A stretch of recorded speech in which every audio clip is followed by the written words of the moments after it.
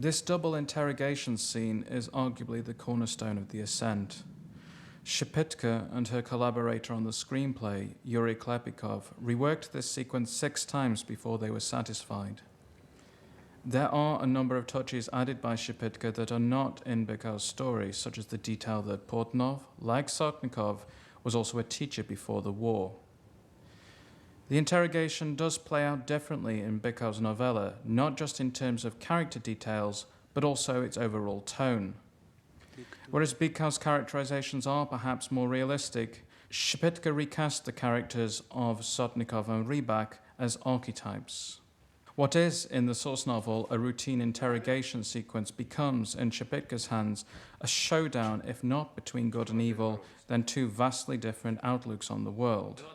Both Sotnikov and Rybak are interrogated in turn by the character of Portnov, a local collaborator. Portnov is portrayed by Anatoly Solonitsyn, Tarkovsky's fetish actor, perhaps most famous for playing the role of Andrei Rublev. If Solonitsyn portrayed Rublev as a Christ-like figure, then Portnov is Satan. During the course of his exchange with Sotnikov, Portnov wishes to coerce his captive through words and torture to give up the location of the partisans with whom he has been fighting. Portnov's way of looking at the world is reductively materialistic.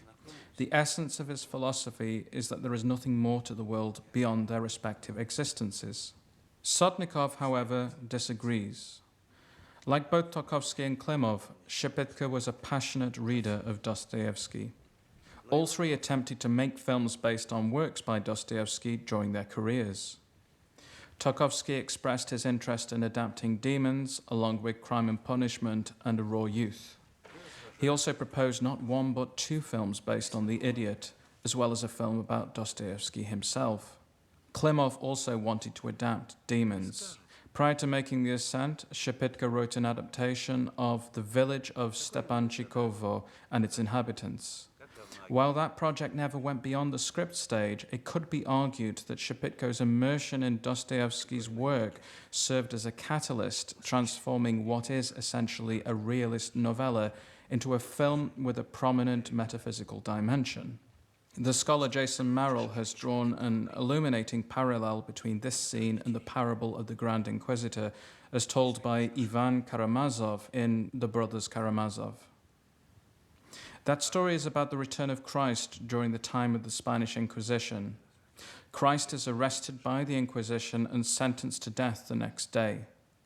The Grand Inquisitor visits Christ and says that the Catholic Church no longer needs him. The Inquisitor then plays the role of Satan in the desert, tempting Christ. Once again, Christ resists the temptations.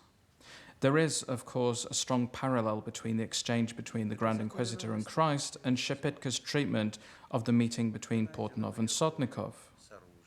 The interrogation scene is effectively a parable within a parable, one in which the main theme of the Ascent is brought into focus, the conflict between freedom of choice and human nature.